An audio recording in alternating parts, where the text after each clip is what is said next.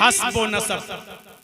हसब, मैं खान हूं, मैं पठान हूं, मैं तुर्क हूं, मैं अंसारी हूं, मैं तेली हूं, मैं ये हूं, मैं वो हूं, मैं ऊंची कौम का हूं, मैं ऊंची कास्ट का हूं, ये चीज कभी मेरी कौम नहीं छोड़ेगी, मेरी उम्मत नहीं छोड़ेगी, जबकि इसकी कोई हैसियत नहीं है। अला तकवा, अल्लाह के यहां सिर्फ तकवा देखा जाएगा, कौम नहीं, नसब नहीं, हसब नहीं। और दूसरी चीज जो मेरी उम्मत नहीं छोड़ेगी वह तानो फिल अंसाब, नसब के अंदर ताना देना। अच्छा वो, अरे मैं उसके साथ शादी करूंगा, अरे नहीं नहीं, अरे वो तो फकीर बिरादरी का है, अरे वो तो मियां।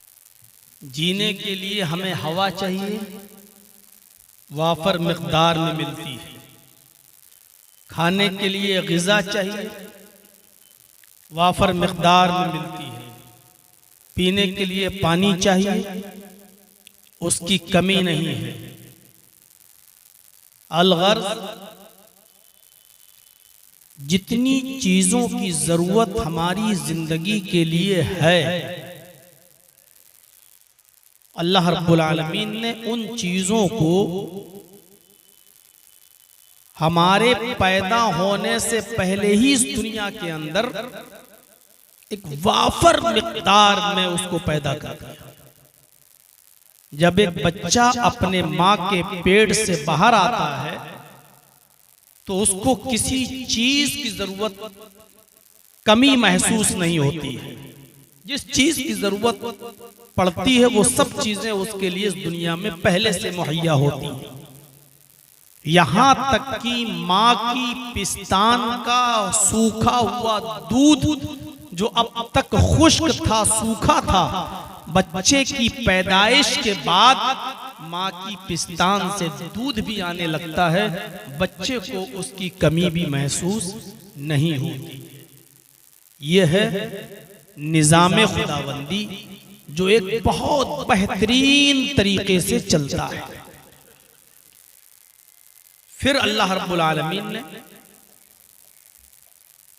एक मर्द के लिए औरत और एक औरत के लिए मर्द की जरूरत को पूरा करने के लिए एक दूसरे का मोहताज बना दिया। मर्द के अंदर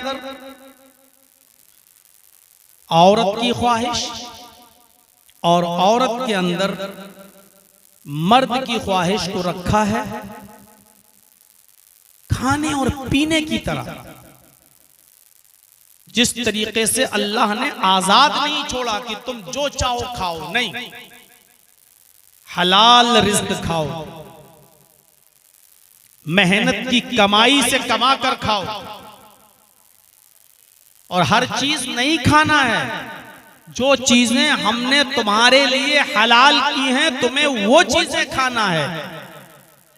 इसी तरीके से अल्लाह रब्बुल आलमीन ने मर्द के लिए औरत को और औरत के लिए मर्द को पैदा किया। उसके लिए भी एक जायज रिश्ता रख दिया है कि निकाह के जरिए तुम इनको अपने ऊपर एक दूसरे को हलाल कर सकते हो। तो यहां पर भी अल्लाह रब्बुल आलमीन ने एक सिस्टम मुतय्यन किया है। जैसे हर चीज नहीं खा सकते हो, हर चीज नहीं पी सकते हो, ऐसे ही अपनी जरूरत दुनिया की हर औरत से पूरी नहीं कर सकते हो।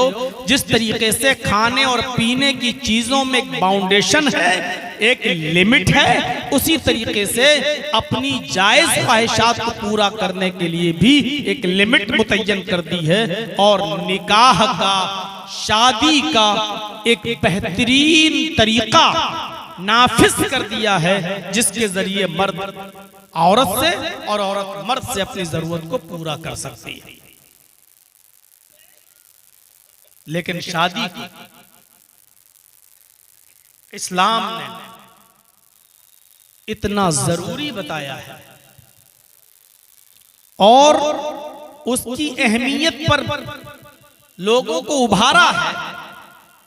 समाज और सोसाइटी के लोगों को इस बात की तरफ आमादा किया है कि अपने मुआशरे में, अपने समाज में किसी भी बेब्याहे को किसी भी ऐसे शख्स को जिसका निकाह न हुआ हो, आप अपने मुआशरे और सोसाइटी में उसको मत रहने दें। ढूंढ ढूंढ कर, तलाश कर करके उनका निकाह कराओ, उनकी शादी कराओ। ये समाज की और सोसाइटी की जिम्मेदारी है। ये करिए की, बस्ती की, गांव की, शहर की और पूरे समाज की ये जिम्मेदारी है। क्योंकि बेब्याहा इंसान, बेनिकाह वाला इंसान जिसकी शादी नहीं हुई, चाहे वो मर्द हो या औरत, मुआशरे के अंदर, समाज के अंदर उसकी जात से फितना फैल सकता है, फसाद बर्पा हो सकता है। इस बात की तरफ अल्लाह तबारक व तआला ने इशारा किया। मैं वो आयत आपके सामने पढ़ना चाहता हूं। उस आयत के अंदर हम ये देखें कि किस तरीके से अल्लाह रब्बुल आलमीन उभार रहा है समाज को और सोसाइटी को। वअन्किहुल अयामा मिनकुम वस्सालिहीन मिन इबादिकुम व इमाइकुम। आए समाज वालों, आए सोसाइटी वालों, आए मोहल्ले वालों, आए करिए वालों, आए गांव वालों, आए बस्ती वालों, तुम्हारे समाज में, तुम्हारे दरमियान, तुम्हारे बीच में जो भी बेनिकाह वाले लोग, चाहे वो लड़के हों या लड़की, मर्द हो या औरत, जिनकी शादियां नहीं हुई हैं, जिनके निकाह नहीं हुए हैं, जो बेनिकाहे हैं, तुम उनका निकाह करा दो। अल्लाह रब्बुल आलमीन ने यहां नौजवानों को हुक्म नहीं दिया कि तुम शादी कर लो। बस्ती वालों को, करिए वालों को, गांव वालों को, समाज वालों को, जिस मुआशरे में हम और आप रहते हैं, उस मुआशरे को, समाज को अल्लाह ने कहा कि तुम देखो कि तुम्हारी बस्ती में कौन गैर शादीशुदा है, जो बालिग हो चुके हैं, चाहे वो लड़का हो या लड़की, मर्द हो या औरत, अमीर हो या गरीब, जो भी गैर शादीशुदा हैं, तुम उनका निकाह करा दो, तुम उनकी शादियां करा दो। इससे अंदाजा लगाइए शादी की अहमियत देखिए कितनी ज्यादा है। अल्लाह समाज को कितना पाकीज़ा बनाना चाहता है, कितना साफ सुथरा रखना चाहता है। ये तो हुक्म दिया है समाज को और सोसाइटी को, बस्ती को, गांव को, कि तुम उनका निकाह करवाओ। और एक और हुक्म, वस्सालिहीन मिन इबादिकुम व इमाइकुम, गुलामों में से और लौंडियों में से। अरब के अंदर गुलाम चलते थे। आज के जमाने में गुलाम और लौंडी का दौर खत्म हो गया है। उस जमाने में गुलाम और लौंडी चलते थे। बाजार लगता था बाकायदा, उस बाजार में लड़के बेचे जाते थे, लड़कियां बेची जाती थी। उनको, जिस लड़के को हमने खरीद लिया, जिस आदमी को खरीद लिया, वो जिंदगी भर के लिए हमारा गुलाम हो गया, क्योंकि हमने खरीद लिया। जिस लड़की को खरीदा वो हमारी लौंडी हो गई, हमारी बांदी हो गई। उस जमाने के अंदर ये आयत नाजिल हुई और अल्लाह ने उन गुलामों और लौंडियों के बारे में भी फरमाया कि शादी की जरूरत तो सबको है, हर मर्द को है, हर औरत को है, एक दूसरे की जरूरत तो सबको है। तो समाज का सबसे कमजोर तबका जो है वो गुलाम का तबका होता है, लौंडी का तबका होता है। अगर तुम्हारी नजर उन गुलामों पर पड़े और लौंडियों पर पड़े, जो समाज का सबसे कमजोर तबका है, तो इन गुलामों में से, इन लौंडियों में से भी जो नेक लोग हों, जो साले लोग हों, तुम उनका भी निकाह करा दो, उनकी भी शादियां करा दो, यानी बगैर शादी के किसी को न रहने दो। अब बताओ शादियों में गुलाम आदमी क्या खर्च करेगा? जर्जी साहब तो खुद किसी की गुलामी कर रहे हैं, तो अपनी शादी में हम क्या खर्च कर पाएंगे? एक लड़की खुद किसी की लौंडी है, खादिमा है, उसका निकाह हो रहा है, तो उसके घर वाले क्या खर्च कर पाएंगे? वो तो खुद ही लौंडी है। अल्लाह फरमाता है कि उन गुलामों की भी और उन लौंडियों की भी शादी करा दो जो नेक हो। सवाल है, और आगे बहुत जबरदस्त बात कही अल्लाह ने, यकूनु फुकरा, अगर ये फकीर होंगे, गरीब होंगे, तंगदस्त होंगे, मुफलिस होंगे, इनके पास खर्चा उठाने और पैसा खर्च करने की गुंजाइश नहीं होगी, तंगदस्त होंगे, तो इससे भी मत घबराओ। युगनिहिमुल्लाहु मिन फज़ली, अल्लाह इनको अपने फजल से गनी कर देगा, अल्लाह इनको अपने फजल से अमीर बना देगा, मालदार कर देगा। यानी गरीबी की वजह से कोई शादी करने से रह जाए, ये सबसे बड़ा जुल्म होगा उस तबके पे। आज हम शादी इसीलिए तो नहीं करते हैं ना, अरे अपने पैरों पे खड़े हो जाएंगे तब करेंगे, जब हम कमाने लगेंगे तब करेंगे, जब हमारे हाथ में कुछ होगा तब हम करेंगे। यही सोच तो आज हमारी हो गई है ना। यहां अल्लाह कह रहा है यकूनु फुकरा, निकाह तुम करा दो, ये मत सोचो कि ये फकीर हैं, ये गरीब हैं, ये तंगदस्त हैं, ये बदहाल हैं, ये अपनी बीवी को क्या खिलाएगा, जब इसकी शादी हो जाएगी तो उस लड़की को क्या खिलाएगा, क्या पिलाएगा, क्या पहनाएगा। यकूनु फुकरा, अगर ये फकीर होंगे, तंगदस्त होंगे, गरीब होंगे, युगनिहिमुल्लाहु मिन फज़ली, तो अल्लाह उनको अपने फजल से गनी कर देगा, अल्लाह उनको अपने फजल से अमीर बना देगा। शादी कराना तुम्हारा काम है, बस निकाह कराना समाज और सोसाइटी का काम है, उनको खिलाना और पिलाना ये अल्लाह रब्बुल आलमीन के जिम्मे है। ये मत सोचो कि ये होने वाली बीवी को क्या खिलाएगा। ये झमेले तो हमने पाले हैं कि इतना सोना होना चाहिए, इतना चांदी होना चाहिए, इतना जहेज होना चाहिए, इतना बैंक बैलेंस होना चाहिए। ये तो हमने और आपने ये झमेले पाले हैं, ये खुराफातें तो हमने और आपने अपने समाज में जन्म दिए, वरना शादी और निकाह के लिए तो ये झमेले नहीं होते। अगर ये गरीब होंगे, तंगदस्त होंगे, तो अल्लाह रब्बुल आलमीन अपने फजल से इनको गनी कर देगा। वल्लाहु वासिउन अलीम, अल्लाह बड़ी वुसअत वाला और बहुत जानने वाला है। वुसअत तो अल्लाह देता है, हमारे और आप की हालत नहीं है कि हम किसी को अमीर बना सकते हो, किसी को गरीब कर सकते हैं। अल्लाह वुसअत वाला है, अल्लाह गनी कर देगा अपने फजलो करम से। गरीबी किसी के निकाह में रुकावट ना बने, ना लड़के के निकाह में, ना लड़की की निकाह में। कोई लड़की वाला ये ना सोचे कि हम अपनी बेटी को क्या देंगे, हमारी बेटी, हमारे पास तो कुछ नहीं, हमें बेटी के हाथ पीले करना है, कैसे जाएगी ये, हम कैसे इसका निकाह करेंगे। ये गरीबी की वजह से समाज में कोई लड़की बैठी ना रहे।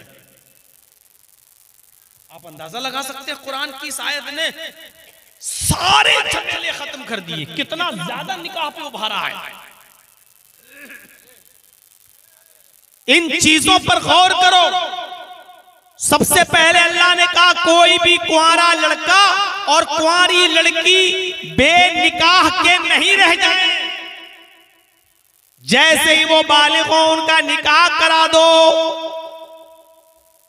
दूसरी बात कही, अगर गरीब तबका समाज का, गुलाम तबका, कमजोर तबका है, जिसके पास पैसे नहीं है, दौलत नहीं है, जो मजदूरी करता है, रोज कमाता है, रोज खाता है, इस वजह से अगर वो बैठा रह जाए और निकाह न करे कि हमारे पास कुछ नहीं, उन गुलामों के भी और उन लौंडियों के भी निकाह करा दो। और उसके बाद फिर अल्लाह तबारक व तआला ने फरमाया है कि फकीरी रुकावट न बने, गरीबी रुकावट न बने, तुम निकाह करा दो, अल्लाह उनको अपने फजल से अमीर कर देगा, अल्लाह अपने फजल से उनको गनी कर देगा। मुस्नद अहमद की एक रिवायत है बड़ी दिलचस्प। एक सहाबी अल्लाह के नबी के पास आए और आकर कहा कि अल्लाह के रसूल, बहुत तंगदस्ती है, बहुत गरीबी है, कुछ नहीं है मेरे पास, मैं कोई काम करना चाहता हूं, कोई काम बता दीजिए मुझे, मैं करूं। घर में बिल्कुल गरीबी की वजह से बहुत बुरे हालात हमारे गुजर रहे हैं। तो अल्लाह के नबी जनाब मोहम्मद रसूलुल्लाह सल्लल्लाहु अलैहि वसल्लम ने उससे पूछा, क्या तुम्हारा निकाह हो गया है? अब गौर से सुनिए, अल्लाह के रसूल पूछते हैं क्या तुम्हारी शादी हो गई, क्या तुम्हारा निकाह हो गया? तो वो सहाबी कहने लगे, नहीं अल्लाह के रसूल, मेरा निकाह नहीं हुआ, मेरी शादी नहीं हुई। तो आपने उससे कहा कि तेरे घर में बरकत आए तो कैसे आए, तेरी तो शादी नहीं हुई है, तुम गरीबी की शिकायत लेके मेरे पास आए हो,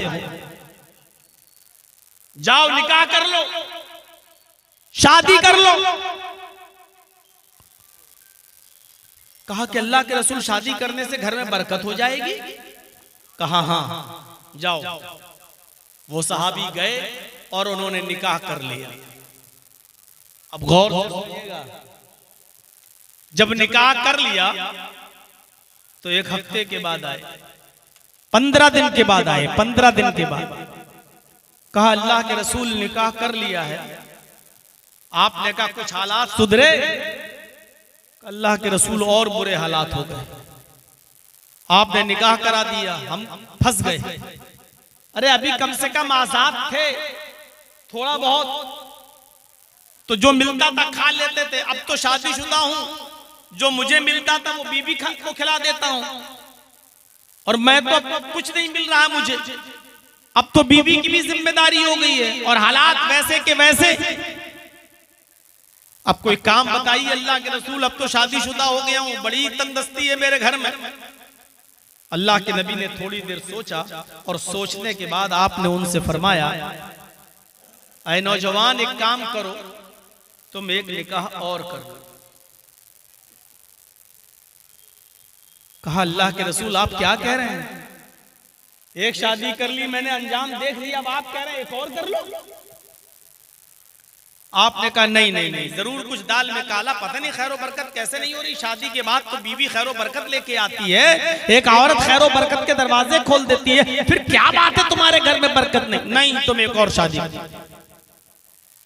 ठीक है आप कह रहे हैं तो आपकी बात गलत थोड़ी होगी, मैं कर लेता हूं एक और शादी। इमाम अहमद अपनी मुस्नद में नकल करते हैं उस साहबी ने एक और निकाह कर लिया। अब एक हफ्ते के बाद ही चले आए, 2 बीवी के मालिक बन गए, एक हफ्ते के बाद फिर चले आए। अल्लाह के नबी ने पूछा कहो क्या हाल है, सर नीचे कर लिया। आपने कहा कोई बरकत नहीं हुई? अल्लाह के रसूल आप बरकत की बात कर रहे हैं, यहां हरकत बंद होने वाली है, दिल की अटैक ना पड़ जाए मुझे, मामला बड़ा गंभीर हो गया, अब तो 2-2 बीवी की जिम्मेदारी है, पहले से कुछ नहीं था और आपने एक और शादी करा दी। अल्लाह के रसूल जब घर पे आता हूं तो बीवियों की सुनना पड़ता है, और बाहर जाता हूं तो कोई काम नहीं मिलता, मुझे कोई काम बताइए वरना ये दोनों बीवियां मेरी खबर ले लेंगी। अब मुझे काम बताइए, आप ही ने कराया है दोनों शादी, आप ही रास्ता निकालिए। आपने थोड़ी देर सोचा और थोड़ी देर ठहरने के बाद, सोचने के बाद कहा नौजवान मेरा मशवरा है कि तुम एक शादी और करो। अब तो आपे से बाहर। अल्लाह के नबी आपके कहने से 2 कर चुका हूं और आप एक और? अब नहीं। नबी अकरम ने कहा कि अब मैं तुमसे चौथी के लिए नहीं कहूंगा, जाओ ये मेरा वादा है, लेकिन एक और कर लो, पता नहीं तुम्हारे यहाँ क्यों खैरो बरकत नहीं हो रही है, इंशाअल्लाह जरूर होगी।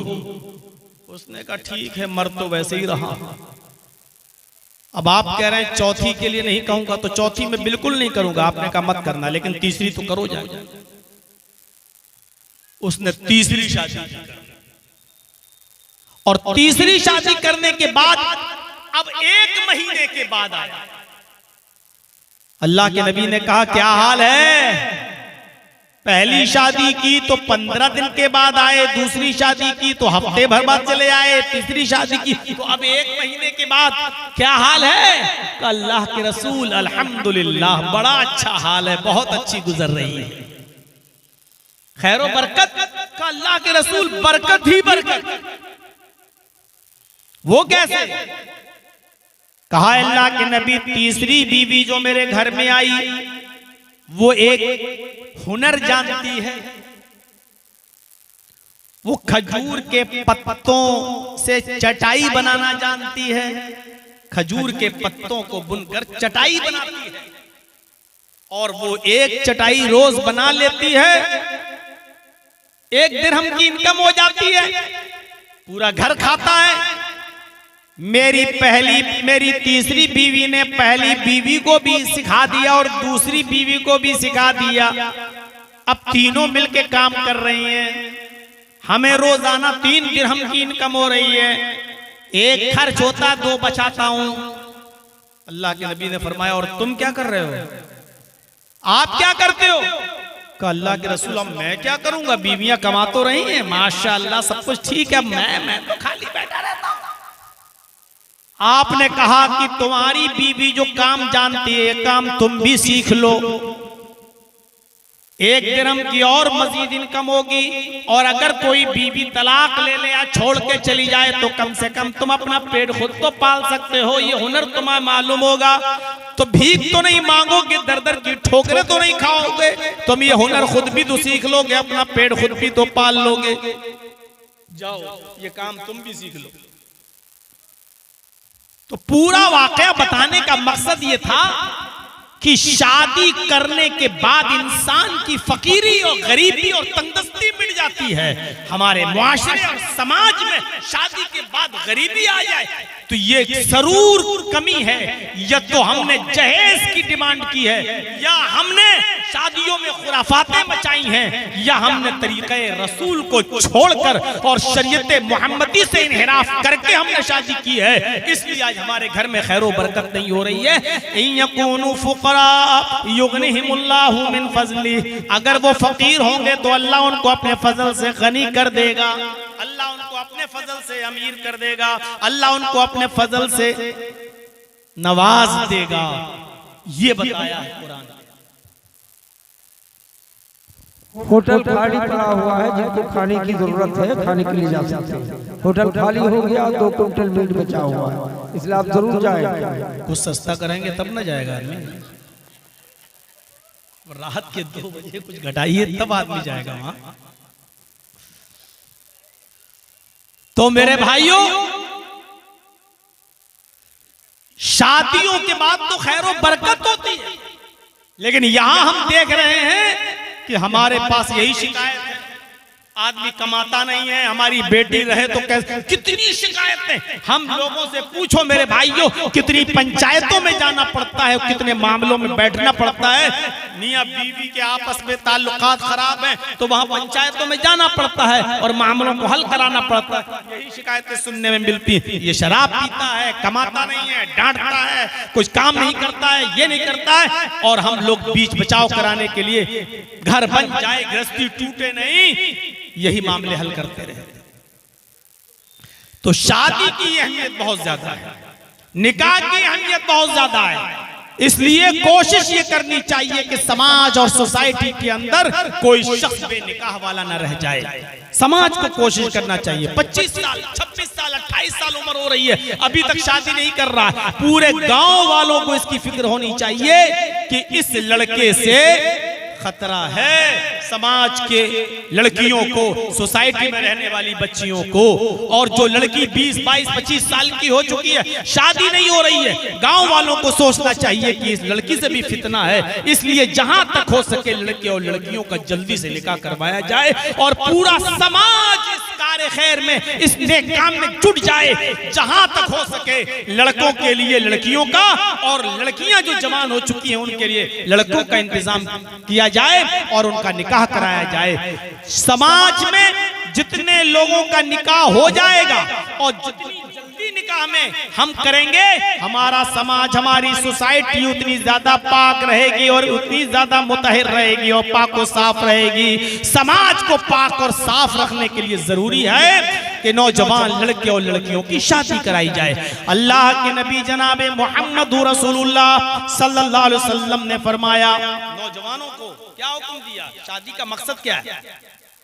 या माशर शबाबी मन इस्तता मिनकुमुल बाह फलयतज़व्वज फइन्नहु अगद्दु लिलबसर व अहसनु लिलफरज। क्या प्यारी बात कही अल्लाह के रसूल ने। यही मुआशरे की पाकी और सफाई है। आए नौजवानों, या माशर शबाब, आए जवानों, आए नौजवानों की जमात, मन इस्तता मिनकुमुल बाह, अगर तुम्हारे अंदर ताकत है बीवी को खिलाने की, पिलाने की, पहनाने की और बीमार हो जाए तो इलाज कराने की और उसका पर्सनल जो हक है बीवी का उसको अदा करने की, अगर ये ताकत है तुम्हारे पास तो शादी कर। देखिए निकाह में क्या चीज बताई जा रही है, ये ताकत होनी चाहिए। बस बस खिलाने की, पिलाने की, बीमार हो जाए तो इलाज की, कपड़ा देने की और उसका जो पर्सनल हक है बीवी का उसको अदा करने की। ये नहीं कहा इतना सोना हो, इतनी चांदी हो, इतने जेवरात हो, इतने कपड़े हो तब जाकर निकाह होगा, ये नहीं कहा, बल्कि जो चीज जरूरी है वो बताई। अलबाअत के अंदर ये चीजें शामिल हैं, कितनी? खिलाना, पिलाना, बीमार हो तो इलाज कराना और कपड़ा देना और उसका पर्सनल हक। अगर ये तुम अदा कर सकते हो फलयतज़व्वज, तो तुम निकाह कर लो। और उसके बाद निकाह का फायदा बता दिया, निकाह क्यों किया जाता है, उसकी वजह क्या है। फ़इन्नहु अग़द्दु लिलबसर व अहसनु लिलफरज, निकाह करने के बाद इंसान की निगाहें झुक जाती हैं। अग़द्दु लिलबसर, शादी से इंसान की निगाहें, निकाह करने वाले की निगाहें झुक जाती हैं। मतलब समझ रहे हो इसका? इसका मतलब यह है कि जब वो शादी कर लेता है तो दूसरों की माँ, बहन और बेटियों पर गलत नजर नहीं डालता। शादियां करने से निगाहें झुक जाती हैं। कितना साफ सुथरा और मुहज्जब जुमला इस्तेमाल किया अल्लाह के रसूल ने।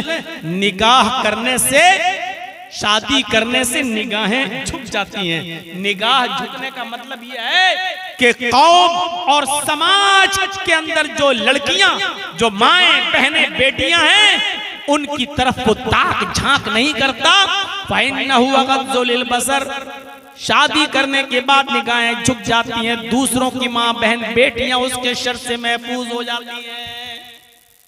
और दूसरा फायदा वो अहसनु लिलफरज, और शादी करने के बाद निकाह करने वाले की शर्मगाह की हिफाजत भी होती है, यानी फिर वो गलत जगह पर मुंह नहीं मारता फिरता है। शादी के बाद ये पाकीज़ा रिश्ता उसके साथ हो जाता है। मेरे साथियों गौर कीजिए निकाह पर कितना उभारा है।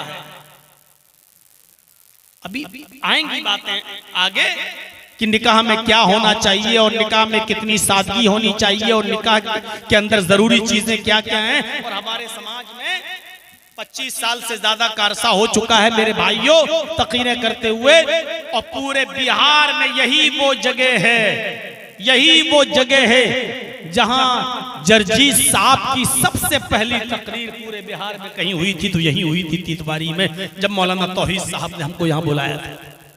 वो वक्त भी था।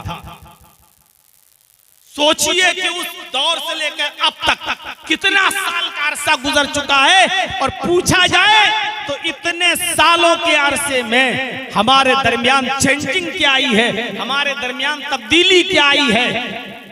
न जहेज में कमी आई, न शादियों में सादगी आई,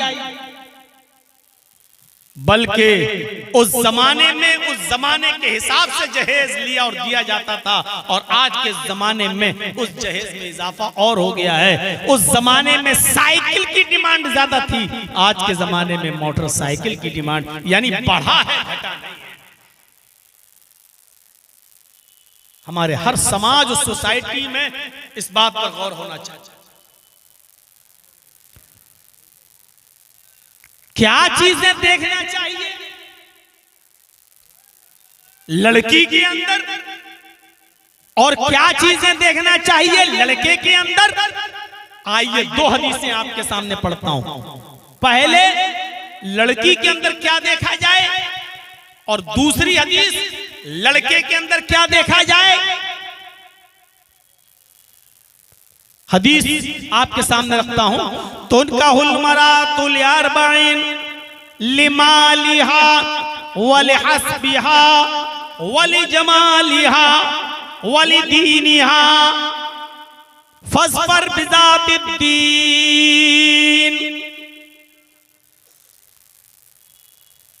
आमतौर पर लड़कियों के अंदर ये चार चीजें देखी जाती हैं जिनको देखकर लोग शादियां करते हैं। तो उनका हुलमरातुल यारबाइन लिमालिहा, माल देखकर शादी करते हैं लोग, क्या मिलेगा। और सबसे पहले माल का ही जिक्र हुआ क्योंकि आज सबसे पहले यही चीज देखी जा रही है, मिलेगा क्या। और एक मिसाल देता हूं मैं, अक्सर थोड़ी सख्त है लेकिन देना पड़ता है। जैसे कुत्ते की नजर हड्डी पर होती है, ऐसे ही कुछ लड़के के माँ बाप की नजर लड़की के बाप के माल पर होती है। आदमी जितना ज्यादा बूढ़ा होता जाता है, जितना ज्यादा मौत की तरफ जाता है, लालच भी उसके अंदर बढ़ती जाती है। या हरामु बनो आदम यशक्कु मिन्हु सुल्तान। आदमी बूढ़ा होता जाता है लेकिन दो चीजें उसकी जवान होती जाती हैं, दो चीजें उसकी जवान होती जाती हैं, अल हिर्सु अलल माल वल हिर्सु अलल उम्र। उसकी उम्र बढ़ जाए ये उसको लालच बढ़ता रहता है, और 2-4 साल जी लूं, अल हिर्सु अलल माल, माल आ जाए मेरे पास, ये भी तो उसकी ख्वाहिश बढ़ती रहती है। तो ये पहली चीज बताइए। लड़कियों के अंदर आमतौर पर लड़की वाले में 4 चीजें देखी जाती हैं। पहली चीज बताई लिमालिहा, कुछ लोग होते हैं जो उसका माल देखकर शादी करते हैं। हमें क्या मिल जाएगा, जैसे कुत्ते की नजर हड्डी पर लगी हुई हो। वलिहस्बिहा, दूसरी चीज हस्ब नसब देखी जाती है, कोई हैसियत नहीं इसकी। दूसरी चीज हस्ब नसब, मैं खान हूं, लड़की भी खान है कि नहीं। मैं आला खानदान का हूं, लड़की भी आला खानदान की है या नहीं। मेरा स्टेटस ये है, लड़की भी इस स्टेटस की है कि नहीं। मैं इतना पढ़ा लिखा हूं, लड़की भी इतनी पढ़ी लिखी है या नहीं। मेरा घर 5 मंजिल है, लड़की का घर भी इतना है कि नहीं। हस्बो नसब। और अल्लाह के नबी ने फरमाया, अला कुल्लु शैइन मिन अम्रिल जाहिलियती तहता कदमैया मौजून। खुतबे हज्जतुल विदा में आपने फरमाया था, जमाने जाहिलियत की सारी चीजों को मैंने अपने पैरों से रौंद डाला, अपने पैरों से कुचल डाला। अब जमाने जाहिलियत की कोई भी चीज अब राइज नहीं की जाएगी। लेकिन अल्लाह के नबी ने यह भी फरमाया, अरबउन फी उम्मती मिन अम्रिल जाहिलियती ला यतरुकुनहुन्ना। 4 चीजें मेरी उम्मत के अंदर ऐसी हैं जो जमाने जाहिलियत से आई हुई हैं, लेकिन मेरी उम्मत उनको नहीं छोड़ेगी। है तो वो गंदी, है तो वो बुरी चीज, लेकिन मेरी उम्मत उन्हें नहीं छोड़ेगी। 4 चीजों की तरफ इशारा फरमाया था, अरबउन फी उम्मती मिन अम्रिल जाहिलिया। 4 ऐसी चीजें हैं जो जमाने जाहिलियत की हैं, जो जाहिलियत के जमाने से चली आ रही हैं। मैंने उनको अपने पैरों से रौंद तो डाला, लेकिन मेरी उम्मत उनको छोड़ेगी नहीं, मेरी उम्मत उनको तर्क नहीं करेगी। यानी कयामत तक मेरी उम्मत के अंदर वो 4 चीजें पाई जाएंगी, लेकिन ये मैंने अपने पैरों से रौंद दी हैं। आपने फरमाया अल फख्रु फिल अहसाब। पहली चीज हसब में फख्र करेगा। अल फख्रु फिल अहसाब व तानु फिल अंसाब वल इस्तिस्काउ बिन नुजूम व नयाहतु। ये चार चीजें बताई जो जमाने जाहिलियत से चली आ रही हैं और मेरी उम्मत में भी चली आएंगी। इनको कभी नहीं छोड़ेगी मेरी उम्मत। उनमें पहली चीज हस्ब व नसब। हसब, मैं खान हूं, मैं पठान हूं, मैं तुर्क हूं, मैं अंसारी हूं, मैं तेली हूं, मैं ये हूं, मैं वो हूं, मैं ऊंची कौम का हूं, मैं ऊंची कास्ट का हूं। ये चीज कभी मेरी कौम नहीं छोड़ेगी, मेरी उम्मत नहीं छोड़ेगी, जबकि इसकी कोई हैसियत नहीं है। अला बित्तक़वा, अल्लाह के यहां सिर्फ तकवा देखा जाएगा, कौम नहीं, नसब नहीं, हसब नहीं। और दूसरी चीज जो मेरी उम्मत नहीं छोड़ेगी वह तानु फिल अंसाब, नसब के अंदर ताना देना। अच्छा वो, अरे मैं उसके साथ शादी करूंगा, अरे नहीं नहीं, अरे वो तो फकीर बिरादरी का है, अरे वो तो मियाँ बिरादरी का है, अरे वो तो गिरी हुई कौम का है, अरे वो तो लो कास्ट का है, मेरी तो नाक कट जाएगी इतने बुरे खानदान में। वो नसब में ताना देगा, दूसरी चीज। और तीसरी चीज वल इस्तिस्काउ बिन नुजूम, मेरी उम्मत सितारों को देखकर बारिश हासिल करेगी। यानी सितारा देखे कहीं ये सितारा निकला है, इसका मतलब बारिश होगी, सितारों से बारिश हासिल करेगी। ये तीसरी चीज भी मेरी उम्मत में नहीं छूटेगी। और चौथी चीज व नयाहतु, नौहा करना और मातम करना, किसी के मर जाने पर मातम करना, रोना, ये मेरी उम्मत नहीं छोड़ेगी। आज भी देख लीजिए, किसी का जवान बेटा मर जाए, छोटा बच्चा मर जाए, माएं खिलौने निकाल लाती हैं, ओढ़नी इधर गई, कपड़ा इधर गया, सर सीना पीट रही हैं, करीबान चाक कर बेटा चला गया, ये खिलौने से कौन खेलेगा। रोती हैं, चीखती हैं, चिल्लाती हैं, करीबान चाक करती हैं, बाल नोचती हैं। व नयाहतु, मेरी उम्मत नौहा और मातम करना भी नहीं छोड़ेगी, जबकि ये हराम है। तो ये चार चीजें नहीं छोड़ेगी। तो वल हस्ब, चार चीजें देखकर शादी करते हैं लोग लड़की के अंदर। लिमालिहा, पहली चीज क्या देखी जाती है, माल। दूसरी चीज क्या देखी जाती है, हसब व नसब। वले हस्बिहा, हस्ब व नसब। और तीसरी चीज लड़की की क्या देखी जाती है, वले जमालिहा, खूबसूरती। खूबसूरत कितनी है, खूबसूरती देखकर शादी करते हैं। तीन चीजें। और चौथी चीज की तरफ अल्लाह के नबी इशारा कर रहे हैं, वलिदीनिहा, दीनदारी देखकर भी शादी की जाती है। चार चीजें बताने के बाद आपने फरमाया फज़फर बिज़ातिद्दीन, ओ लोगो दीनदारी को तरजीह दो, ओ लोगो दीनदार लड़की को अव्वलियत दो, फौकियत दो, उसी को दर्जा दो। यानी ये तीन चीजें मत देखो। हाँ, किसी में चारों चीजें पाई जाए तो बहुत अच्छी बात है, लेकिन तरजीह किसको दो।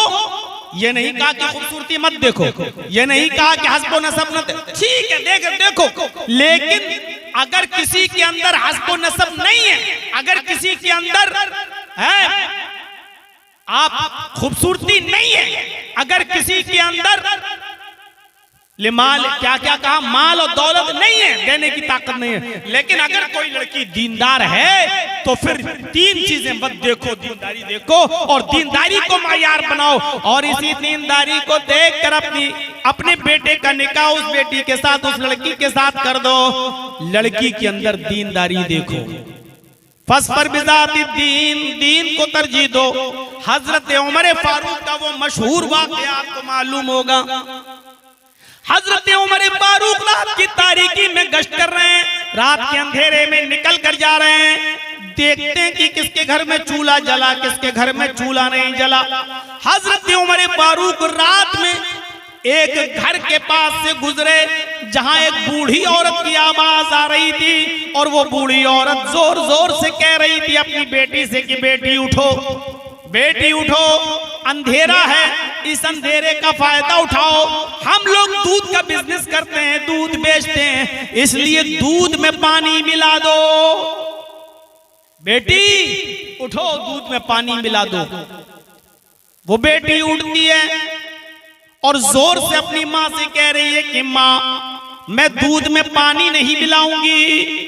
हजरत उमर ने मुनादी की है, उमर फारूक का ऐलान हुआ है, अमीरुल मोमिनीन ने ऐलान जारी करवाया है, अगर दूध में पानी मिला हुआ किसी के यहाँ मिलता है तो ऐसे शख्स को कड़ी से कड़ी सजा दी जाएगी। माँ कहती है बेटी, उमर थोड़ी देख रहे हैं, इस रात के अंधेरे में उमर को क्या पता, तो दूध में पानी मिला, मुझे तेरी शादी कराना है, तेरे लिए अच्छा लड़का देखना है, हमारे पास गरीबी और गुर्बत की वजह से हम तेरे हाथ पीले नहीं कर पा रहे हैं, मुझे तेरा रिश्ता भी तो करना है, इसलिए इस काम के अलावा कोई और काम भी तो नहीं है हमारे पास। बेटी तुम दूध में पानी मिलाओ, उमर थोड़ी देख रहा है, उमर को क्या पता कि हमने दूध में पानी मिलाया है, जाओ, मैं कह रही हूं तुम दूध में पानी मिलाओ। बेटी चीख कर कहती है, माँ उमर नहीं देख रहा है तो क्या हुआ, उमर का रब तो देख रहा है, हम उमर के सवाल जवाब से तो बच जाएंगे, लेकिन कयामत के दिन अल्लाह के सवाल और जवाब से कैसे बचेंगे। माँ मैं दूध में पानी नहीं मिलाऊंगी, उमर नहीं देख रहा तो क्या हुआ, उमर का रब तो देख रहा है। हजरत उमर फारूक के कान में ये आवाज जाती है माँ और बेटी की। हजरत उमर ने अपने कासिद से कहा, अपने साथी से कहा, इस मकान का नंबर नोट कर लो, ये मकान नंबर नोट कर लो, और सुबह जब दरबारे खिलाफत में बैठे हजरत उमर, सुबह जब दरबारे खिलाफत में बैठे हजरत उमर, तो उन दोनों को बुलवाया, कासिद के जरिए जाओ और माँ बेटी दोनों को बुला कर ला। कासिद आता है, माँ और बेटी दोनों से कहता है कि तुम दोनों को हजरत उमर ऑफिस में बुला रहे हैं, दरबार में बुला रहे हैं। माँ और बेटी दोनों आते हैं। हजरत उमर ने पूछा माँ से, बुढ़िया से, कल तुम दूध में पानी मिलाने की बात कर रही थी, क्या हुआ? बुढ़िया समझ गई कि हजरत उमर को पता चल गया, अब मुझे सजा दी जाएगी। बुढ़िया सफाई पेश करने लगी, अमीरुल मोमिनीन, हाँ मैंने दूध में पानी मिलाने के लिए कहा था, लेकिन मेरी बेटी ने दूध में पानी नहीं मिलाया। हजरत उमर ने कहा, मैं ये भी जानता हूं कि तेरी बेटी ने दूध में पानी नहीं मिलाया, मैं जानता हूं, इसलिए तो तुम दोनों को मैंने यहां बुलाया है। बताओ, इस लड़की का कहीं रिश्ता हुआ? इस लड़की की कहीं शादी हुई?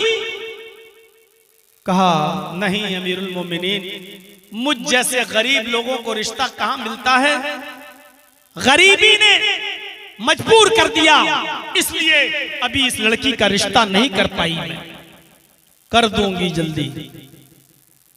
हजरत उमर फारूक ने कहा कि तुम्हें रिश्ता देखने की जरूरत नहीं है, मेरा बेटा खाली है और मैं अपने बेटे के लिए तुम्हारी बेटी का हाथ मांग रहा हूं, इसलिए नहीं कि तुम गरीब हो,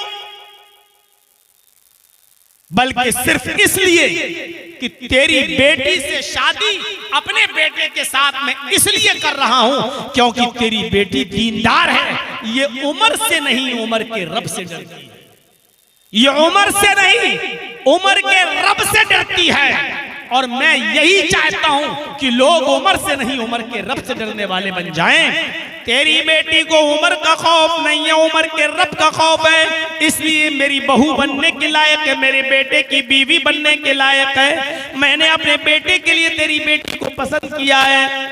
कहने लगी, मजाक मत करो अमीरुल मोमिनीन। हजरत उमर ने कहा, नहीं मैं मजाक नहीं कर रहा हूं, मुझे दीनदार लड़की की जरूरत है, जो दीनदारी मैंने तुम्हारी बेटी के अंदर देखी है।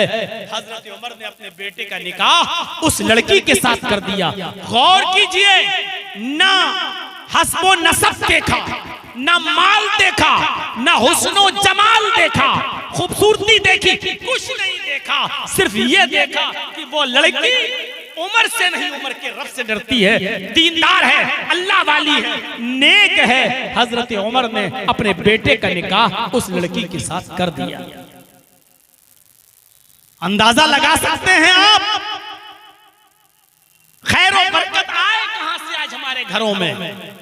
हमने दीनदारी को मायार बनाना छोड़ दिया है। ये तो लड़के वालों को हुक्म है कि लड़की के अंदर दीनदारी देखो। अब एक हदीस में आपके सामने पढ़ने जा रहा हूं जिसमें अल्लाह के नबी सल्लल्लाहु अलैहि वसल्लम लड़कियों वालों से कह रहे हैं, आए लड़कियों वालों, तुम्हारे पास जब कोई दीनदार लड़के का पैगाम आए तो उस पैगाम को तुम रायगा और बेकार न जाने देना। तुम्हें भी दीनदार लड़के के साथ अपनी बेटी का निकाह करना है। इज़ा ख़तबा इलैकुम मन तर्ज़ौना दीनहु व खुलुक़हु, इज़ा ख़तबा इलैकुम मन तर्ज़ौना दीनहु व खुलुक़हु फ़ज़व्विजूहु इल्ला तफ़अलूहु तकुन फ़ितनतुन फ़िल अर्ज़ि व फ़सादुन अरीज़। ये है वो हदीस। अल्लाह के नबी जनाब मोहम्मद रसूलुल्लाह सल्लल्लाहु अलैहि वसल्लम ने लड़कियों के माँ बाप से फरमाया, लड़कियों के माँ बाप को हुक्म दिया, आए लड़कियों वालों, आए लड़कियों के वली, आए लड़कियों के सरपरस्तों, आए लड़कियों के माँ बाप, जब तुम्हारे पास तुम्हारी बेटी के लिए, तुम्हारी बेटी से रिश्ते के लिए किसी लड़के का पैगाम तुम्हारे घर पे आए और वो लड़का दीनदार हो और वो लड़का बाखलाक हो, हैं, बाखलाक हो, तर्ज़ौना दीनहु व खुलुक़हु, उस लड़के का दीन और उसका अखलाक तुम्हें पसंद आ जाए, यानी उस लड़के की दीनदारी में तुम्हें कोई शिकायत नजर ना आए, उस लड़के के नेक होने में और बाखलाक होने में तुम्हें कोई कमी नजर ना आए, तो आए लड़कियों वालों, अपनी बेटी का निकाह उस लड़के के साथ कर दो। उसका पैगाम अपने घर से खाली मत जाने देना, उस लड़के का पैगाम अपने घर से खाली मत लौटाना, उसके इरादे को मत तोड़ना, उसके पैगाम को मत लौटाना। हस्बो नसब देखते हुए, अपनी स्टैंडर्ड देखते हुए उस दीनदार लड़के के साथ अपनी बेटी का रिश्ता ठुकरा मत देना, अपनी बेटी का निकाह उस लड़के के साथ कर देना। फज़व्विजूहु, अपनी बेटी का निकाह उसके साथ कर देना। और फिर वार्निंग दी, केयरफुल किया, इल्ला तफ़अलूहु तकुन फ़ितनतुन फ़िल अर्ज़ व फ़सादुन अरीज़। आए लड़कियों के माँ बाप, आए लड़कियों वालों, अगर उस लड़के का पैगाम तुम्हारे घर से खाली चला गया, अगर तुमने अपनी बेटी का निकाह उस दीनदार लड़के से नहीं किया, तो जमीन के ऊपर फितना फैल जाएगा। तकुन फ़ितनतुन फ़िल अर्ज़, जमीन पर फितना फैलेगा, व फ़सादुन अरीज़, और लंबा चौड़ा फसाद बर्पा हो जाएगा। यानी दीनदार लड़के तुम्हें नहीं मिलेंगे, तो बदकिरदार बदकमाश लड़कों से जब तुम अपनी लड़कियों का निकाह करोगे तो जमीन में फितने देखोगे, तलाक के फितने और फसाद तुम जमीन के ऊपर देखोगे। इसलिए दीनदार लड़के का पैगाम अगर तुम्हारी बेटी के साथ तुम्हारे घर पे आ जाए तो तुम्हें उसको नाउम्मीद नहीं लौटाना है, उसको हर हाल में तुम्हें अपनी बेटी का निकाह उस लड़के के साथ कर देना। लीजिए साहब, कितना जबरदस्त हुक्म है लड़कियों वालों को। अब साहब कहोगे हाँ लड़का तो नेक है, नमाजी है, ताज्जुद गुजार है, बहुत अच्छा है, अखलाक भी अच्छा है, लेकिन मेरे स्टेटस का नहीं है। मेरी लड़की इतनी पढ़ी लिखी, उस आदमी के साथ निकाह करेंगे? इसके साथ गरीब है, हम इसके साथ निकाह नहीं कर सकते। अगर उस लड़के की दीनदारी तुम्हारी समझ में आ रही है, अगर उस लड़के का अखलाक समझ में आ रहा है, तो उसका पैगाम लौटाने का कोई हक नहीं है। इल्ला तफ़अलूहु तकुन फ़ितनतुन फ़िल अर्ज़, अगर तुमने ऐसा न किया और पैगाम लौटा दिया, अपनी बेटी का निकाह उसके साथ नहीं किया, तो जमीन में फितना फैल जाएगा, वो फसादुन अरीज़, और लंबा चौड़ा फसाद।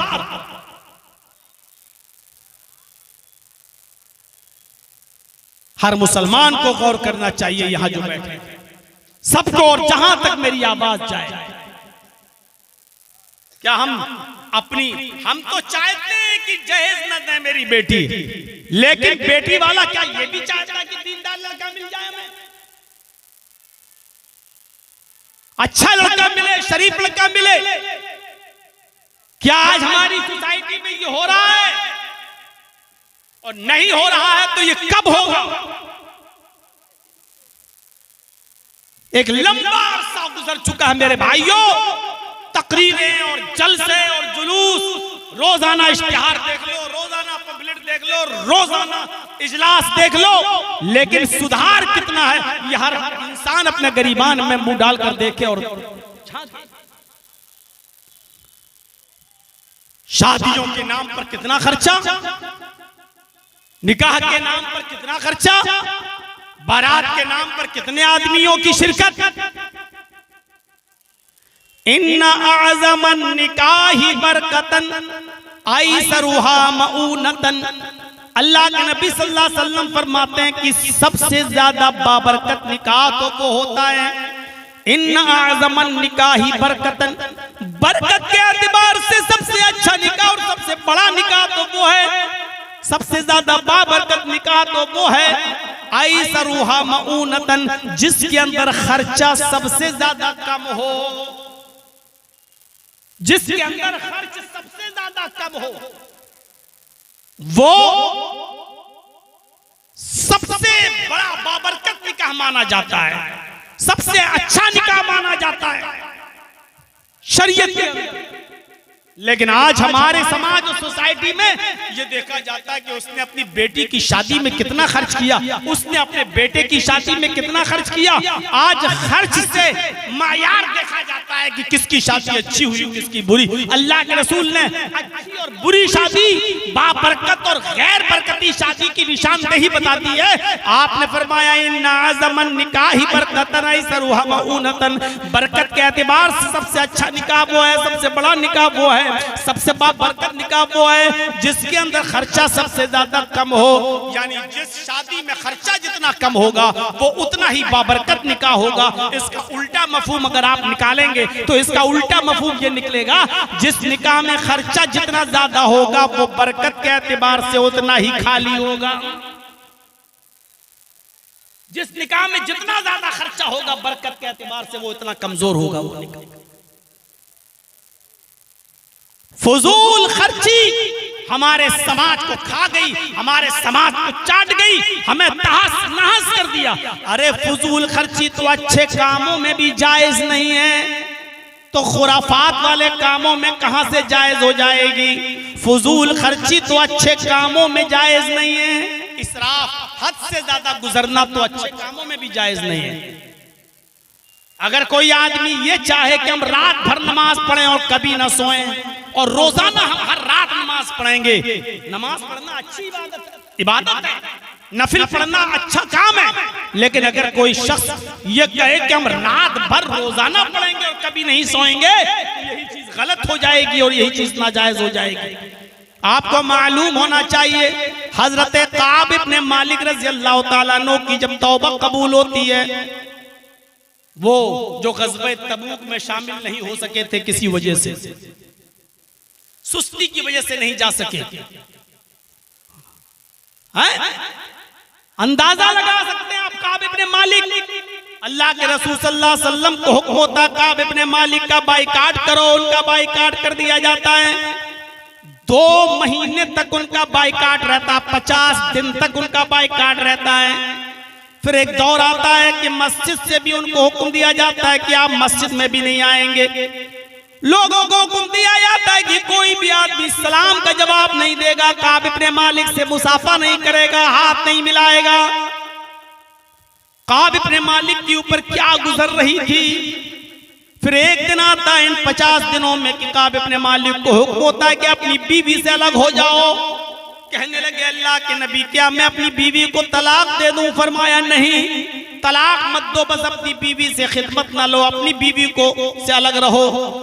न पानी मंगवा सकते हो, न खाना अपने पास मंगवा सकते हो, आप अपनी बीवी से भी बात नहीं कर सकते हो। उन्होंने अपनी बीवी को अपने मायके भेज दिया। 50 दिन इन हालत में गुजरता है। हजरत काब इब्ने मालिक कहते हैं कि मेरे लिए ये 50 दिन इतनी मुश्किल से गुजरे कि मैं सोचता था जमीन फट जाए, मैं इसके अंदर धंस जाऊं, मैं जिंदा क्यों। कभी मैं किसी से सलाम करता था तो कोई मेरे सलाम का जवाब भी नहीं देता था, क्योंकि अल्लाह के नबी सल्लल्लाहु अलैहि वसल्लम ने लोगों को मना कर दिया था। 50 दिन के बाद उनकी तौबा कबूल होती है और अल्लाह ताला ने वही नाजिल की। अल्लाह के नबी को बता दिया कि अल्लाह ने काब इब्ने मालिक की तौबा को कबूल कर लिया। अब उनको मस्जिद में बुलाइए और आप भी उनसे मुसाफा कीजिए, उनसे मुआनका कीजिए और लोगों को भी उनसे मिलने दीजिए। अल्लाह ताला ने उनकी इस गलती को माफ कर दिया। जो ग़ज़वे तबूक में वो नहीं जा सके थे, अल्लाह ने उनके इस गलती को माफ कर दिया। आप भी माफ कर दीजिए। एक कासिद आता है और काब इब्ने मालिक से कहता है, काब अल्लाह के नबी ने आपको बुलाया है, मस्जिद के अंदर मौजूद है, नबी अकरम ने आपको बुलाया है, अल्लाह ताला ने आपकी तौबा को कबूल कर लिया। हजरत काब कहते हैं कि उससे बड़ा खुशी का दिन मेरे लिए कोई दिन नहीं था। दौड़ते हुए मस्जिद के अंदर आए, अल्लाह के नबी जनाब मोहम्मद रसूलुल्लाह से मुसाफा किया, आपसे मुआनका किया, आपके गले लग गए। मारे खुशी में कहने लगे, अय अल्लाह के नबी आज मैं इतना खुश हूँ कि दिल करता है कि अपना सारा का सारा माल सदका कर दूं। सदका करना कितनी बड़ी इबादत है, सदका करना कितना अच्छा काम है, सदका करना कितना अच्छा काम है। लेकिन अल्लाह के नबी सल्लल्लाहु अलैहि वसल्लम ने फरमाया, अमसिक अलैका बाज़ मालिक, आए काब इब्ने मालिक तुम अपना सारा का सारा माल सदका नहीं कर सकते हो, सारा का सारा माल अल्लाह की राह में खैरात नहीं कर सकते हो। अपने पास कुछ माल रोक लो ताकि तुम दूसरों के सामने हाथ ना फैलाते फिरो, तुम दूसरों के सामने भीख ना मांगते फिरो। हजरत काब इब्ने मालिक कहते हैं, जब मेरी तौबा कबूल हुई तो मैंने अल्लाह के रसूल से कहा, आज मैं इतना खुश हूं कि मैं अपना सारा का सारा माल अल्लाह की राह में सदका करना चाहता हूं। सदका करना अच्छा काम, लेकिन अल्लाह के नबी ने यहां पर भी उनको रोक दिया और फरमाया कि सारा का सारा माल सदका नहीं कर सकते। यानी तुम फकीर बन जाओगे, मोहताज बन जाओगे। जब अच्छे काम में फजूल खर्ची जायज नहीं है, अच्छे काम के अंदर इसराफ जायज नहीं है, तो शादियों में, ब्याह के अंदर और दीगर नाजायज कामों के अंदर फजूल खर्ची करना कहां से जायज हो जाएगा। हम अपने मुआशरे पर नजर डालें, हम अपने समाज पर नजर डालें, हम अपनी सोसाइटी पर नजर डालें, हम बुरे कामों में फजूल खर्ची कर रहे हैं, जबकि इसराफ फजूल खर्ची तो अच्छे कामों में भी जायज नहीं। साद इब्ने अबी वक्कास का मामला सुना होगा और न सुना हो तो सुनिए। साद इब्ने अबी वक्कास की एक ही बेटी थी, साद इब्ने अबी वक्कास की एक ही बेटी थी, बीमार हो गए। अल्लाह के नबी उनकी आयादत के लिए उनके घर पहुंचे। जब अल्लाह के नबी साद इब्ने अबी वक्कास से उनके मिलने के लिए, आयादत के लिए उनके घर पहुंचे तो बड़े खुश हुए साद इब्ने अबी वक्कास और कहने लगे, अल्लाह के नबी सल्लल्लाहु अलैहि वसल्लम मेरी एक ही बेटी है और अल्लाह का शुक्र है कि अल्लाह ने मुझे बहुत माल से नवाजा है, अल्लाह ने मुझे बहुत दौलत से नवाजा है, मेरे पास किसी चीज की कमी नहीं है, इसलिए मैं अपना सारे के सारे माल की वसीयत करना चाहता हूँ। क्या मैं अपने सारे माल की वसीयत कर दूं? अल्लाह के नबी सल्लल्लाहु अलैहि वसल्लम ने फरमाया, नहीं, आए साद, तुम्हारे लिए अपना सारा का सारा माल की वसीयत करना जायज नहीं है। तुम अपना सारा का सारा माल सदका और खैरात नहीं कर सकते हो, उसकी वसीयत नहीं कर सकते हो। हजरत साद इब्ने अबी वक्कास ने फरमाया, आए अल्लाह के नबी, 2/3 की, 2/3 की, 2/3 अपने माल का 3 हिस्सा कर लें और 2 हिस्से की वसीयत कर दूं। अल्लाह के नबी ने फरमाया, आए साद, तुम 2/3 की भी वसीयत नहीं कर सकते हो। कहा अल्लाह के नबी, फिर आधा माल, यानी हमारे पास जितना माल है आधा माल मैं सदका और खैरात कर दूं, आधे माल की मैं वसीयत कर दूं और आधा अल्लाह की राह में दे दूं। अल्लाह के नबी सल्लल्लाहु अलैहि वसल्लम फरमाते हैं, साद इब्ने अबी वक्कास, तुम आधे माल की भी वसीयत नहीं कर सकते हो, आधा भी नहीं। ऐसा करना भी तुम्हारे लिए जायज नहीं होगा। तब हजरत साद इब्न अबी वक्कास ने फरमाया, अय अल्लाह के नबी, क्या 1/3 की 1/3 की वसीयत कर दूं? यानी मेरे पास जो माल है 1/3 को अल्लाह की राह में सदका कर दूं और 2/3 जो है वो हमारे अहल वयाल में, बीवी बच्चों में ये तकसीम हो जाएगा। यानी 1/3 की तो हम वसीयत कर सकते हैं। अल्लाह के नबी ने फरमाया, हाँ ऐसा 1/3 की 1/3 की वसीयत तुम कर सकते हो, लेकिन ये भी ज्यादा है। 1/3 की वसीयत तुम कर सकते हो, लेकिन ये भी ज्यादा है। मेरे भाइयों, यहां से अंदाजा लगाइए, सदका और खैरात करना एक अच्छा काम है, दीनी काम है। गरीबों और मिस्कीनों में देना ये अच्छा काम है, दीनी काम है। लेकिन अल्लाह के नबी हजरत साद को सारा का सारा माल सदका नहीं करने दे रहे हैं, 2/3 भी नहीं करने दे रहे हैं, आधा माल भी सदका नहीं करने दे रहे हैं। जब 1/3 की इजाजत मांगी कि 1/3 की मैं वसीयत कर देता हूं और 2/3 मेरे इंतकाल के बाद मेरे वरसा में तकसीम होगा, तब अल्लाह के नबी ने फरमाया, हाँ ठीक है 1/3 की वसीयत कर सकते हो, ये तुम्हारे लिए जायज है, लेकिन ये भी ज्यादा है। अब हम और आप अंदाजा लगाएं, सदका और खैरात एक अच्छा काम है, लेकिन फजूल खर्ची उसमें भी इसराफ ज्यादा जायज नहीं है। जब नेक और अच्छे काम में इसराफ जायज नहीं है तो कहां जायज हो? कुरान की एक आयत और देखिए, वअलल मौलूदी लहू रिज़्क़ुहुन्ना व किस्वतुहुन्ना बिल मारूफ। यहां अंदाजा लगाइएगा, एक मर्द है, उसने अपनी बीवी को तलाक दे दी। जरा गौर से सुनिएगा मसला। मैं जानता हूं कि अब रात के 12 बजे के बाद बैठना लोगों का मुश्किल हो गया है, लेकिन आप बैठे हैं और मैं हूं, इसलिए ये रात के 2:30 और 2:45 बजे तक ये बड़ी हिम्मत की बात है। थोड़ा सा टाइम मुझे और दीजिए, बड़ा एक जबरदस्त मसला बताने जा रहा हूं, गौर से सुनिएगा। एक मर्द है, उसने अपनी बीवी को तलाक दे दी। छोटा बच्चा है जो दूध पीता है। तलाक के बाद बीवी शौहर से अलग हो गई, बच्चा तो मर्द का माना जाता है, बेटा या बेटी जो भी है, बच्चा तो बाप का है, शरन बाप का है। अब यहां क्या कहा जा रहा है? मां से क्या कहा जा रहा है? औरत से, कि तुम्हारी गोद में तुम्हारे शौहर का बच्चा है, लेकिन बाप ने यानी शौहर ने तलाक दे दी है। औरत चाहे तो उस बच्चे को अपने शौहर की गोद में डाल दे, ले तेरा बच्चा तू संभाल, मैं जा रही हूं, तूने तो मुझे तलाक दे दी, तेरा बच्चा मैं क्यों पालूं? जायज है, मां कह सकती है ये, क्योंकि बच्चा बाप का माना जाएगा। वो अलग बात है कि आजकल की अदालतें फैसला कर देती है और बच्चे से पूछती है, बेटा तुम किसके पास रहना चाहते हो? बच्चे ने कह दिया माँ के पास, तो माँ के पास रखा जाता है, और बच्चे ने कह दिया बाप के पास, तो बाप के पास रखा जाता है। वो आज अदालतों का मामला अलग है, लेकिन शरअन बच्चा बाप का है। अब बाप को हुक्म है कि तुमने अपनी बीवी को तलाक तो दे दी है, लेकिन बच्चा चूंकि छोटा है वो अपनी माँ का दूध पीता है, इसलिए बच्चा तो अपनी माँ का दूध ही पिएगा। यहाँ औरत को हुक्म है कि वो अपने बच्चे को दूध पिलाने से मना नहीं करेगी, अगरचे वो शौहर का है, लेकिन जब तक दूध पिएगा तब तक औरत उस बच्चे को दूध पिलाएगी, 2 साल दूध पिलाएगी। और बाप को हुक्म ये दिया जा रहा है कि जब तक वो बच्चा अपनी माँ का दूध पिएगा, उस वक्त तक उसके खाने का, पीने का, पहनने का खर्चा पूरा का पूरा बाप उठाएगा, शौहर उठाएगा उसका। ये मतलब हिसायत का, वालल मौलूद लहू, जिसका वो बच्चा है उसी के जिम्मे है रिज़्क़ुहुन्ना व किस्वतुहुन्ना, उस औरत को खिलाना और पिलाना और पहनाना, यानी कपड़ा भी शौहर देगा और खाना पानी भी उसको वही शौहर देगा, जब तक वो औरत उसके बच्चे को दूध पिलाएगी।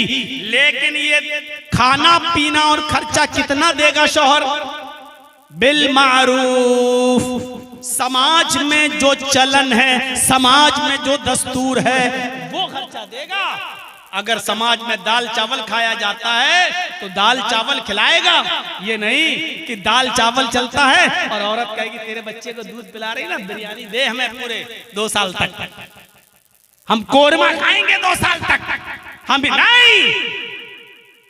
गौर कीजिए, इधर भी इसराफ और फजूल खर्ची से मना कर रहा है इस्लाम। क्या कह रहा है? रिज़्क़ुहुन्ना व किस्वतुहुन्ना बिल मारूफ।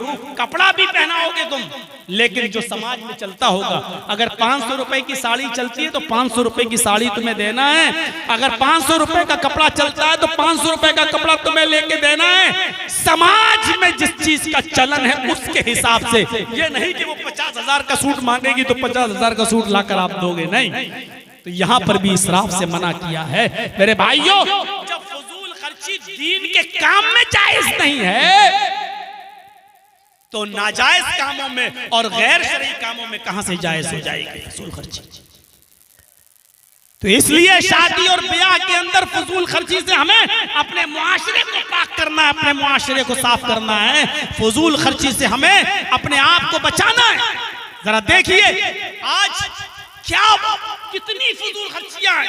अल्लाह के नबी जनाबे मोहम्मद रसूलुल्लाह सल्लल्लाहु अलैहि वसल्लम के पास एक औरत आती है, बुखारी शरीफ की रिवायत, बड़ा दिलचस्प वाकया, 50 बार आपने सुना होगा, ना सुना हो तो जहन नशीन करिए। एक औरत अल्लाह के नबी सल्लल्लाहु अलैहि वसल्लम के पास आती है और कहती है कि अल्लाह के रसूल, मैं अपने आप को आपको हिबा कर रही हूँ, मैं अपने आप को आपको सौंप रही हूँ, आप मेरे साथ निकाह कर लीजिए। अल्लाह के नबी खामोश रहे। उसने दोबारा कहा, अल्लाह के रसूल, मैं आपसे निकाह करना चाहती हूँ। अल्लाह के नबी फिर खामोश रहे। उसने तीसरी मर्तबा कहा, अय अल्लाह के नबी, मैं आपके साथ निकाह करना चाहती हूँ। अल्लाह के नबी जनाबे मोहम्मद रसूलुल्लाह तीसरी मर्तबा भी खामोश रहे।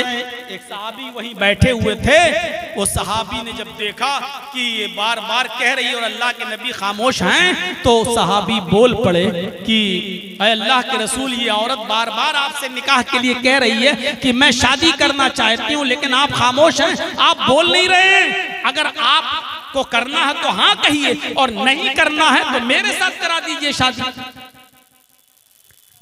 ओफो, क्या मंजर होगा जिस वक्त की साहबी कह रहे हैं कि अल्लाह के नबी, आप अगर नहीं करना चाहते तो मेरे साथ कर दीजिए। औरत वहीं बैठी है और वो साहबी कह रहे हैं, अल्लाह के रसूल, अगर आप नहीं कर सकते तो मेरे साथ कर दीजिए। अल्लाह के नबी फरमाते हैं, देखो मैं तो नहीं कर सकता, अब मैं नहीं करूंगा शादी, अब निकाह की मेरे अंदर गुंजाइश नहीं, लेकिन हाँ अगर तुम करना चाहते हो तो बताओ। कहा, अल्लाह के रसूल, अगर आप नहीं कर रहे तो मेरे साथ कर दीजिए, इसकी करवा दीजिए शादी। अब आपने उस औरत से पूछा, आए खातून, मैं तो निकाह नहीं कर सकता, लेकिन ये मर्द, ये साहबी तुमसे निकाह करना चाहते हैं, तुम यहीं बैठी हुई हो, तुम दोनों एक दूसरे को एक नजर देख भी रहे हो, लिहाजा तुम अगर इससे करना चाहो तो कर लो, मैं तो नहीं कर सकता। उस औरत का जवाब सुनिए। उस औरत ने कहा कि अल्लाह के नबी, आई तो थी मैं आपके लिए निकाह की गर्ज से, निकाह के मकसद से, लेकिन अगर आप नहीं करना चाहते हैं तो मेरा निकाह इसके साथ कर दीजिए, मैं करने को तैयार हूं, मैं जरूरतमंद हूं। अय अल्लाह के रसूल, मुझे घर बसाना है, मेरे माँ बाप नहीं है, इसलिए मुझे किसी की बीवी बनना है, मुझे अपना घर बसाना है, आप नहीं कर रहे हैं तो इसके साथ मेरा निकाह करा दीजिए। जब उस औरत की इजाजत हो गई तो अल्लाह के नबी जनाब मोहम्मद रसूलुल्लाह सल्लल्लाहु अलैहि वसल्लम ने उस सहाबी से कहा, चलो ठीक है, ये औरत तुम्हारे साथ निकाह करने के लिए तैयार है, इसको दोगे क्या, मेहर क्या दोगे इसको? भाई औरत है, निकाह होगा, मेहर दोगे, क्या दोगे? कहने लगा, अल्लाह के नबी, मेहर में देने के लिए तो मेरे पास कोई चीज नहीं। हदीस के अल्फाज है, मा इंदी शैउन, अल्लाह के नबी मेरे पास कोई चीज नहीं है देने के लिए। अल्लाह के नबी ने फरमाया, घर जाओ, कुछ तलाश करो, कुछ मिल जाए तो लेकर आओ।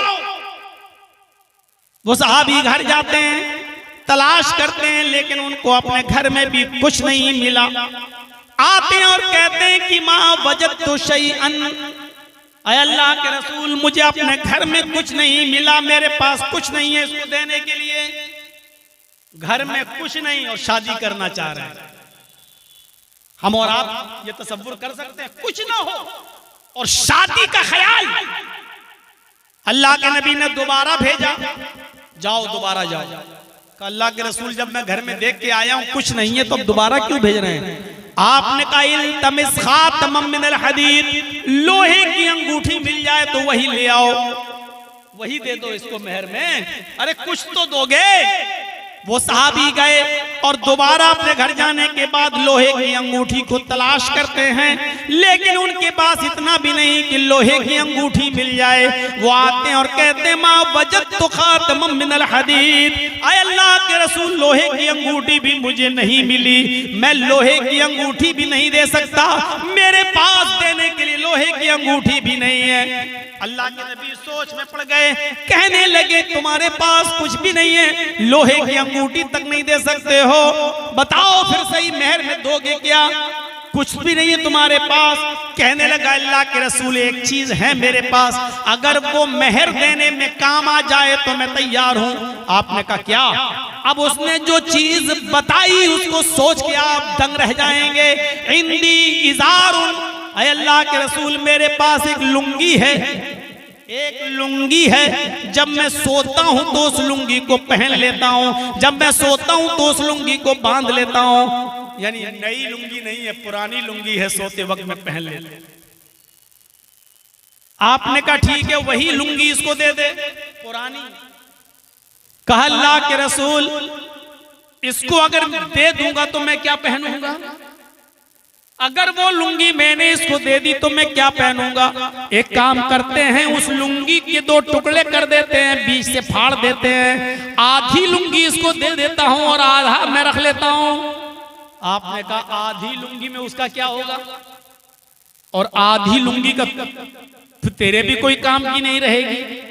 उसने कहा अल्लाह के रसूल कोई काम की नहीं रहेगी, लेकिन कहीं बिछा कर बैठने के काम तो आ जाएगी। मैं कहीं बिछा लूंगा, बैठ तो जाऊंगा, सस्ता तो लूंगा, पहनने के लायक ना रहेगी तो क्या हुआ, कहीं बिछा कर बैठने के काम में तो आ जाएगी, लेकिन मैं पूरी लुंगी नहीं दे सकता, आधी दूंगा। अल्लाह के नबी कहते हैं फिर तू ही रख ले। आधी जब उसके किसी काम की नहीं है और आधी तेरे भी किसी काम की नहीं है, देना हो तो पूरी लुंगी दो। कहने लगा पूरी तो नहीं दे सकता। गौर करो, एक पुरानी लुंगी भी नहीं है उसके पास देने के लिए और शादी कह रहा अल्लाह के रसूल मेरी कर दीजिए, मेरी करा दीजिए। अब अल्लाह के नबी ने सहाबी से पूछा कि अच्छा ये बताओ कुरान कितना याद है? अब उसने गिनाना शुरू कर दिया। अय अल्लाह के रसूल मुझे सूरह मुल्क याद, अय अल्लाह के नबी मुझे सूरह हाक्का याद, अय अल्लाह के नबी मुझे सूरह नबा याद, अय अल्लाह के नबी मुझे सूरह दहर याद, मुझे सूरह कयामा याद। एक एक करके सूरतें गिनाने लगा। अल्लाह के नबी ने कहा क्या तुम्हें इतनी सूरतें याद हैं? कहा हाँ अल्लाह के रसूल मुझे ये सूरतें याद हैं। आपने फरमाया क्या ये सूरतें तू अपनी होने वाली बीवी को याद करा देगा? क्या यही सूरतें तू इस औरत को जो तेरी बीवी बनने जा रही है क्या तू उसको याद करा देगा? कहने लगा हाँ। आपने उस औरत से पूछा क्या खातून तेरे होने वाले शौहर के पास माल देने को कुछ नहीं है, लेकिन कुरान की इतनी सूरतें उसको याद है, अगर मैं उन्हीं सूरतों को मेहर बना दूं और तेरा शौहर तुझे ये सूरतें याद करा दे तो क्या तू इसी को मेहर मानने के लिए तैयार है? क्या इसी को तू कबूल करने के लिए तैयार है? क्या इसी को तू एक्सेप्ट करने के लिए तैयार है? उसने कहा अय अल्लाह के रसूल जिस औरत के निकाह में कुरान की ये सूरतें मेहर बन जाएं, जिस औरत के निकाह में कुरान की ये सूरतें मेहर बन जाएं, उससे ज्यादा पाकीज़ा निकाह, उससे ज्यादा बाबरकत निकाह किसका हो सकता है? मुझे मंजूर है अय अल्लाह के नबी मेरा निकाह इस मर्द के साथ कर दीजिए और ये मुझे कुरान की सूरतें याद करा दे, यही मेरा मेहर हो जाएगा। तब अल्लाह के नबी जनाब मोहम्मद रसूलुल्लाह ने उस आदमी का निकाह पढ़ाया, उस औरत के खुदा वली बन गए और उसका निकाह कराकर उस औरत को वहीं रुखसत कर दिया। ये सादगी है इस्लाम के अंदर, ये संजीदगी है इस्लाम के अंदर। न बारात का पता, न मेहंदी का पता, न उपटने का पता, न 400 और 500 आदमियों की, 200 300 आदमियों की बारात का ठिकाना। मेरे भाइयों, वहीं बैठे बैठे मामला हल हो गया और निकाह कर दिया गया और रुखसती भी हो गई। न लड़के को जहेज लेना पड़ा, न लड़की को जहेज देना पड़ा। ये है इस्लाम की संजीदगी, ये है इस्लाम की सादगी। इसीलिए निकाह पर जोर दिया है इस्लाम ने कि गरीबी हाइल न हो और रुकावट न बने। किसी गरीब को भी ये कहने का मौका नहीं मिलना चाहिए कि गरीबी की वजह से मेरा निकाह नहीं हो रहा है। किसी गरीब लड़की को ये कहने का मौका न मिले कि मेरे माँ बाप के पास माल नहीं जिसकी वजह से हम शादी नहीं कर रहे हैं। गौर करो, इस लड़की का तो बाप नहीं है, इसकी माँ नहीं है, इसका भाई नहीं है, लेकिन फिर भी इसका निकाह हुआ और वली अल्लाह के रसूल बन गए, लेकिन निकाह हुआ।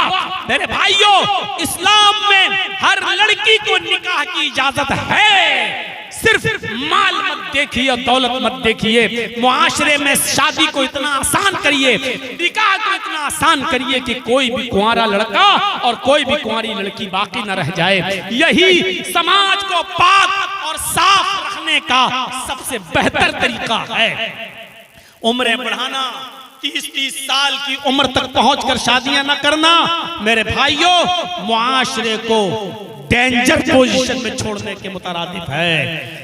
यह याद रखना, समाज में जो लोग 28-30 साल के और शादियां नहीं हो रही हैं, बुरा मत मानिएगा। समाज के लोगों को खतरा महसूस होना चाहिए ऐसे लोगों से, और ऐसी लड़कियों से भी खतरा महसूस होना चाहिए जो 25-25, 30-30 साल की हो गई और अभी तक निकाह नहीं कर रहे हैं। इनकी जिम्मेदारी बनती है समाज के ऊपर और सोसाइटी के ऊपर कि वो निकाह कराएं।